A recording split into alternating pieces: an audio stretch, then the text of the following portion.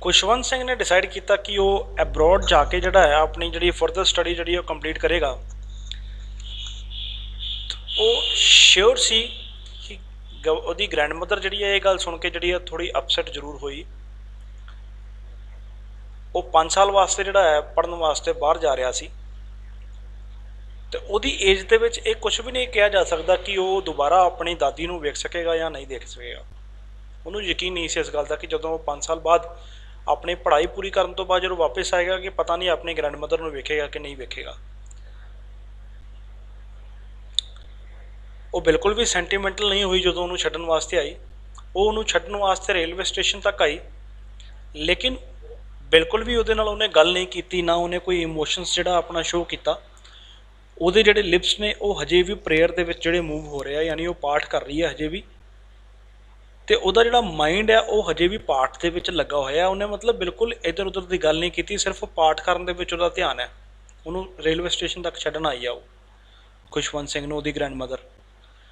ਉਹਦੀਆਂ ਫਿੰਗਰਸ ਜਿਹੜੀਆਂ ਹਜੇ ਵੀ ਬਿਜ਼ੀ ਆ ਉਸ ਮਾਲਾ ਦੇ ਜਿਹੜੇ ਮਣਕੇ ਨੇ ਜਿਹੜੇ ਉਹ ਨਾਲ ਪਾਠ ਕਰਦੀ ਹੋਈ, ਜਿਹੜੇ ਉਹ ਮਣਕਿਆਂ ਦੇ ਨਾਲ ਪਾਠ ਕਰਦੀ ਜਿਹੜੀ ਆ ਉਹ ਉਹਨੂੰ ਆਪਣੀਆਂ ਉਂਗਲਾਂ ਨੂੰ ਜਿਹੜਾ ਉਹ ਉਹਨਾਂ ਬੀਟਸ ਦੇ ਉੱਪਰ ਜਿਹੜਾ ਯੂਜ਼ ਕਰ ਰਹੀ ਹੈ। ਸਾਇਲੈਂਟਲੀ ਉਹਨੇ ਉਹਦੇ ਮੱਥੇ ਨੂੰ ਚੁੰਮਿਆ ਤੇ ਕਹਿੰਦੇ ਆ ਵੀ ਇਹ ਉਹ ਆਖਰੀ ਫਿਜ਼ੀਕਲ ਕੰਟੈਕਟ ਸੀ ਜਿਹੜਾ ਉਹਦੀ ਗ੍ਰੈਂਡ ਮਦਰ ਦੇ ਵਿੱਚ ਤੇ ਉਹਦੇ ਵਿੱਚ ਹੋਇਆ।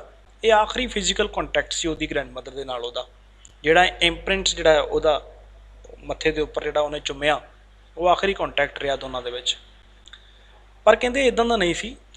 5 ਸਾਲ ਦੇ ਬਾਅਦ ਜਦੋਂ ਵਾਪਸ ਆਇਆ ਤੇ ਆਪਣੀ ਦਾਦੀ ਨੂੰ ਸਟੇਸ਼ਨ ਦੇ ਉੱਪਰ ਹੀ ਮਿਲਿਆ, ਕਿਉਂਕਿ ਉਹਦੀ ਦਾਦੀ ਉਹਨੂੰ ਸਟੇਸ਼ਨ 'ਤੇ ਲੈਣ ਵੀ ਆਈ ਜਦੋਂ ਉਹਨੇ ਪੜ੍ਹਾਈ ਖਤਮ ਕੀਤੀ, ਵਾਪਸ ਆਇਆ ਜਦੋਂ ਬਾਹਰ ਤੋਂ ਐਬਰੋਡ ਤੋਂ।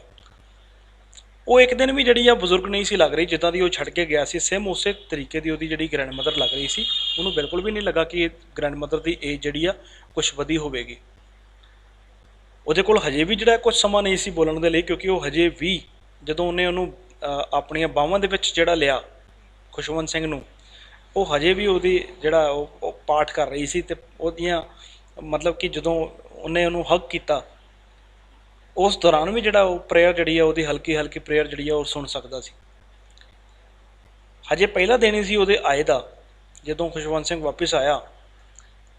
ਉਹਦੀ ਗ੍ਰੈਂਡ ਮਦਰ ਦਾ ਜਦ ਕਿ ਉਹਨੂੰ ਲੱਗਾ ਸੀਗਾ ਕਿ ਸ਼ਾਇਦ ਉਹ ਵਾਪਸ ਆਇਆ ਤਾਂ ਉਹਦੇ ਪੂਰੇ ਦਿਨ ਦਾ ਜਿਹੜਾ ਸਭ ਤੋਂ ਹੈਪੀਐਸਟ ਆਵਰ ਜਿਹੜਾ ਉਹ ਹੋਏਗਾ ਜਾਂ ਹੈਪੀਐਸਟ ਟਾਈਮ ਉਹ ਹੋਏਗਾ ਜਦੋਂ ਖੁਸ਼ਵੰਤ ਸਿੰਘ ਵਾਪਸ ਆਇਆ। ਲੇਕਿਨ ਉਸ ਦਿਨ ਵੀ ਦਾਦੀ ਦਾ ਜਿਹੜਾ ਫੇਵਰੇਟ ਜਿਹੜਾ ਇਹ ਕਹਿ ਲਓ ਕਿ ਸਮਾਂ ਸੀ ਜਿਹੜਾ ਉਹਨੇ ਜਿਹੜਾ ਬਿਤਾਇਆ ਉਹ ਚਿੜੀਆਂ ਦੇ ਨਾਲ ਸੀ। ਮਤਲਬ ਉਹਦਾ ਹਜੇ ਵੀ ਚਿੜੀਆਂ ਦੇ ਨਾਲ ਜਿਹੜਾ ਉਹਨੇ ਸਮਾਂ ਜੋ ਬਿਤਾਇਆ ਉਹਦਾ ਹੈਪੀਐਸਟ ਆਵਰ ਸੀ, ਹੈਪੀਐਸਟ ਮੂਮੈਂਟ ਸੀ ਜਿਹੜਾ ਉਹਨੇ ਚਿੜੀਆਂ ਦੇ ਨਾਲ ਬਿਤਾਇਆ ਉਹਨਾਂ ਨੂੰ ਖਵਾਉਂਦੇ ਹੋਏ।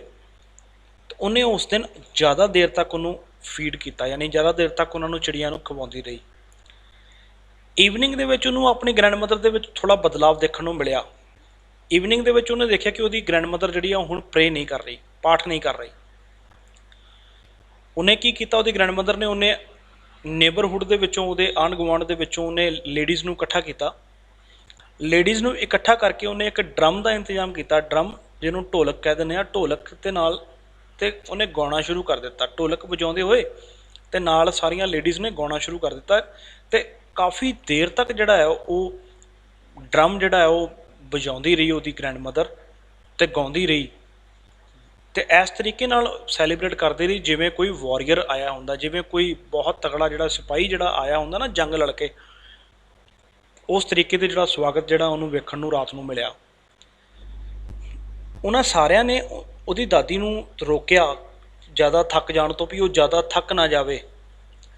ਅਤੇ ਕਹਿੰਦਾ ਕਿ ਉਹ ਫਸਟ ਟਾਈਮ ਸੀ ਜ਼ਿੰਦਗੀ ਦੇ ਵਿੱਚ, ਪਹਿਲਾ ਟਾਈਮ ਸੀ ਜਦੋਂ ਉਹਨੇ ਵੇਖਿਆ ਕਿ ਉਹਦੀ ਜਿਹੜੀ ਦਾਦੀ ਆ ਉਹ ਪਾਠ ਕਰਨ ਤੋਂ ਇਲਾਵਾ ਜਿਹੜਾ ਕੋਈ ਹੋਰ ਕੰਮ ਕਰ ਰਹੀ ਹੈ। ਨੈਕਸਟ ਮਾਰਨਿੰਗ ਜਦੋਂ ਉਹ ਉੱਠੀ, ਉਹ ਬਿਮਾਰ ਸੀ, ਉਹਨੂੰ ਥੋੜ੍ਹਾ ਜਿਹਾ ਫੀਵਰ ਹੋਇਆ ਸੀ।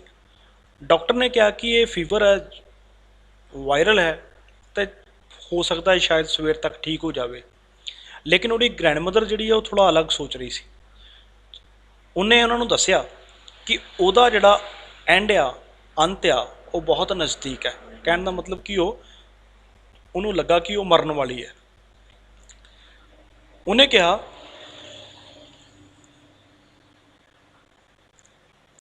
कि ਉਹਦੀ ਜ਼ਿੰਦਗੀ ਦਾ ਹੁਣ ਸਮਾਂ ਜਿਹੜਾ ਹੈ ਉਹ ਬਹੁਤ ਨੇੜੇ ਆ।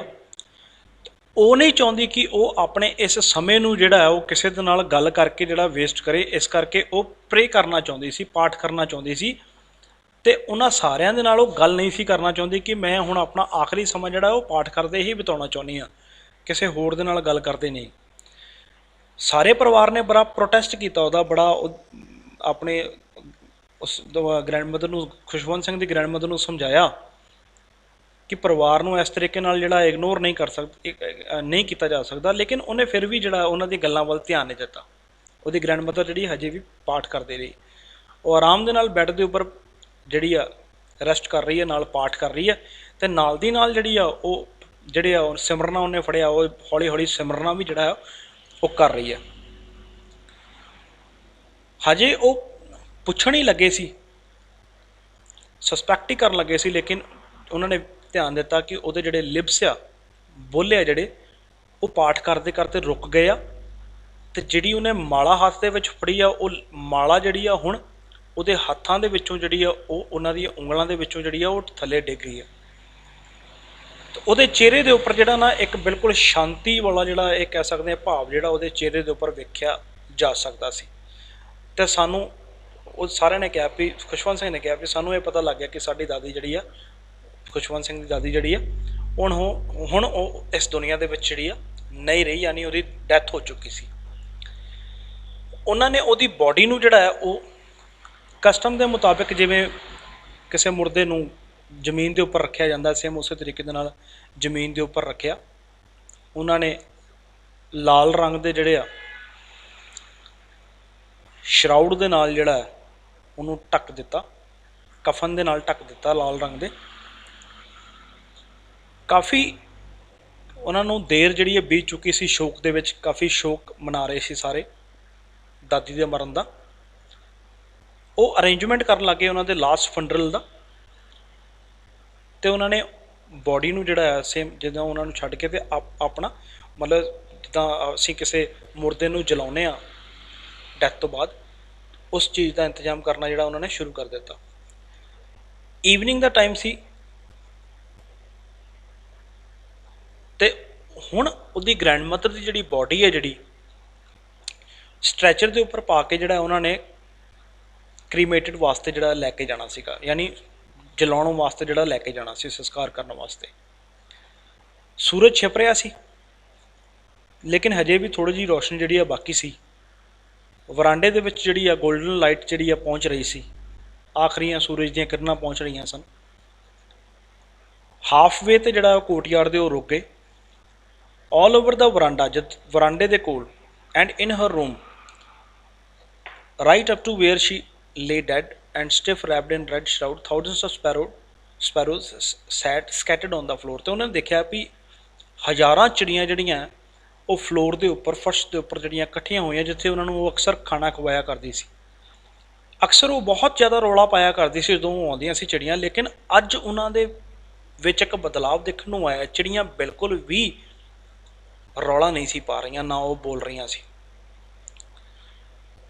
ਉਹਨਾਂ ਨੂੰ ਬੜਾ ਬੁਰਾ ਲੱਗਾ ਕਿ ਉਹ ਬਰਡਸ ਜਿਹੜੀਆਂ ਹੈ ਖਾਣਾ ਖਾਣ ਦੇ ਲਈ ਆਈਆਂ, ਤਾਂ ਉਹਨਾਂ ਨੂੰ ਉਹਦੇ ਵਾਸਤੇ ਬਹੁਤ ਬੁਰਾ ਲੱਗਾ ਕਿ ਉਹ ਖਾਣਾ ਖਾਣ ਲਈ ਆਇਆ, ਅਤੇ ਜਿਹੜਾ ਉਹਨਾਂ ਨੂੰ ਖਾਣਾ ਕਮਾਉਣ ਵਾਲਾ ਹੈ ਉਹ ਇਸ ਦੁਨੀਆ ਦੇ ਵਿੱਚ ਅੱਜ ਨਹੀਂ ਹੈ। ਲੇਕਿਨ ਉਹਦੀ ਮਦਰ ਨੇ ਫਿਰ ਵੀ ਕੀ ਕੀਤਾ, ਰੋਟੀ ਦੇ ਕੁਝ ਟੁਕੜੇ ਜਿਹੜੇ ਆ ਉਹ ਉਹਨਾਂ ਨੇ ਉਹਨਾਂ ਚਿੜੀਆਂ ਨੂੰ ਪਾਉਣ ਦੇ ਲਈ ਜਿਹੜੇ ਸੁੱਟ ਦਿੱਤੇ। ਜਿਵੇਂ ਉਹਦੀ ਗ੍ਰੈਂਡ ਮਦਰ ਛੋਟੇ ਛੋਟੇ ਟੁਕੜੇ ਕਰਕੇ ਉਹਨਾਂ ਨੂੰ ਪਾਉਂਦੀ ਸੀ, ਸੇਮ ਉਸੇ ਤਰੀਕੇ ਦੇ ਨਾਲ ਉਹਨਾਂ ਨੂੰ ਛੋਟੇ ਛੋਟੇ ਟੁਕੜੇ ਕਰਕੇ ਜਿਹੜਾ ਉਹਨਾਂ ਨੂੰ ਪਾ ਦਿੱਤਾ ਗਿਆ। ਲੇਕਿਨ ਉਹਨਾਂ ਸਪੈਰੋਜ਼ ਨੇ ਉਹਨਾਂ ਰੋਟੀ ਦੇ ਟੁਕੜਿਆਂ ਵੱਲ ਜਿਹੜਾ ਬਿਲਕੁਲ ਧਿਆਨ ਨਹੀਂ ਦਿੱਤਾ।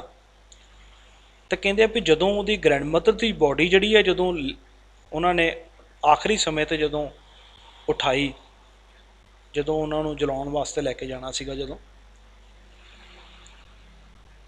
ਜਿੱਦਾਂ ਹੀ ਉਹਨਾਂ ਨੇ ਉਹਨਾਂ ਦੀ ਬੋਡੀ ਉਠਾਈ, ਅਤੇ ਉਸੇ ਟਾਈਮ ਜਿਹੜਾ ਹੈ ਉਹ ਜਿੰਨੀਆਂ ਚਿੜੀਆਂ ਜਿਹੜੀਆਂ ਉੱਥੇ ਆਈਆਂ ਸੀਗੀਆਂ, ਉਹ ਸਾਰੇ ਦੀਆਂ ਸਾਰੀਆਂ ਬਿਲਕੁਲ ਚੁੱਪ ਚਾਪ ਜਿਹੜੀਆਂ ਉੱਥੋਂ ਉੱਡ ਗਈਆਂ। ਅਗਲੀ ਸਵੇਰੇ ਸਵੀਪਰ ਨੇ ਜਿਹੜਾ ਹੈ, ਜਿਹੜੇ ਉਹਨਾਂ ਦੇ ਘਰ ਸਾਫ਼ ਸਫਾਈ ਕਰਨ ਵਾਲੇ ਜਿਹੜਾ ਕੋਈ ਆਉਂਦਾ ਸੀਗਾ, ਉਹਨੇ ਉਹ ਰੋਟੀ ਦੇ ਟੁਕੜੇ ਜਿਹੜੇ ਆ ਸੇਮ ਉਸੇ ਜਗ੍ਹਾ ਤੋਂ ਚੁੱਕੇ ਉੱਦਾਂ ਹੀ ਪਏ, ਜਿਨ੍ਹਾਂ ਨੂੰ ਮੂੰਹ ਤੱਕ ਨਹੀਂ ਲਗਾਇਆ ਗਿਆ, ਖਾਇਆ ਨਹੀਂ ਗਿਆ, ਉਹ ਰੋਟੀ ਦੇ ਟੁਕੜੇ ਸੇਮ ਉੱਦਾਂ ਹੀ ਪਏ ਰਹੇ ਜਿੱਦਾਂ ਉਹਨਾਂ ਨੂੰ ਪਾਏ ਗਏ ਸੀ, ਅਤੇ ਉਹਨਾਂ ਨੇ ਉਹ ਰੋਟੀ ਦੇ ਟੁਕੜੇ ਜਿਹੜੇ ਆ ਉਹ ਡਸਟਬਿਨ ਦੇ ਵਿੱਚ ਜਿਹੜੇ ਆ ਸੁੱਟੇ।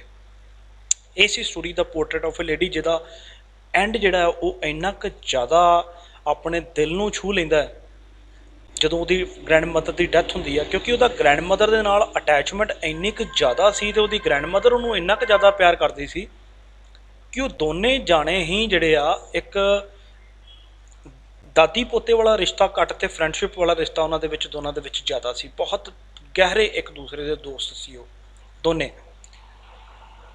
ਅਤੇ ਉਹਨਾਂ ਬਰਡਸ 'ਤੇ ਵੀ ਦੇਖੋ ਕਿੰਨੀ ਹੈਰਾਨੀ ਆਉਂਦੀ ਹੈ ਕਿ ਉਹ ਬਰਡਸ ਜਿਹੜੀਆਂ ਜਦੋਂ ਤੱਕ ਤੇ ਉਹਨਾਂ ਦੀ ਗ੍ਰੈਂਡ ਮਦਰ ਉਹਨਾਂ ਨੂੰ ਖਾਣਾ ਦਿੰਦੀ ਸੀ ਅਤੇ ਉਹ ਬੜੇ ਆਰਾਮ ਨਾਲ ਖਾਂਦੀਆਂ ਸੀ, ਰੌਲਾ ਪਾਉਂਦੀਆਂ ਸੀ, ਲੇਕਿਨ ਜਦੋਂ ਉਹਨਾਂ ਚਿੜੀਆਂ ਨੂੰ ਵੀ ਪਤਾ ਲੱਗਾ ਕਿ ਜਿਹੜਾ ਸਾਨੂੰ ਰੋਟੀ ਪਾਉਣ ਵਾਲਾ ਹੈ ਗ੍ਰੈਂਡ ਮਦਰ ਜਿਹੜੀ ਹੈ ਉਹ ਅੱਜ ਇਸ ਦੁਨੀਆ ਦੇ ਵਿੱਚ ਨਹੀਂ ਹੈਗੀ, ਉਹਨਾਂ ਨੂੰ ਰੋਟੀ ਕਿਸੇ ਹੋਰ ਨੇ ਪਾਈ ਹੈ, ਅਤੇ ਉਹਨਾਂ ਨੇ ਉਸ ਰੋਟੀ ਨੂੰ ਮੂੰਹ ਤੱਕ ਨਹੀਂ ਲਗਾਇਆ ਅਤੇ ਸਵੇਰੇ ਉਸੇ ਤਰੀਕੇ ਦੇ ਨਾਲ ਉਹ ਰੋਟੀ ਦੇ ਜਿਹੜੇ ਟੁਕੜੇ ਜਿਹੜੇ ਆ ਉਹ ਚੁੱਕੇ ਗਏ ਜਿਵੇਂ ਉਹਨਾਂ ਨੂੰ ਪਾਏ ਗਏ ਸੀ। ਮਤਲਬ ਇਹ ਸਟੋਰੀ ਜਿਹੜੀ ਹੈ ਬਹੁਤ ਹਾਰਟ ਟਚਿੰਗ ਸਟੋਰੀ ਹੈ। It is one of my favourite story. ਮੈਂ ਆਸ ਕਰਦਾ ਕਿ ਤੁਹਾਨੂੰ ਵੀ ਜਿਹੜੀ ਇਹ ਸਟੋਰੀ ਜਿਹੜੀ ਹੈ ਇਹ ਪਸੰਦ ਆਈ ਹੋਏਗੀ।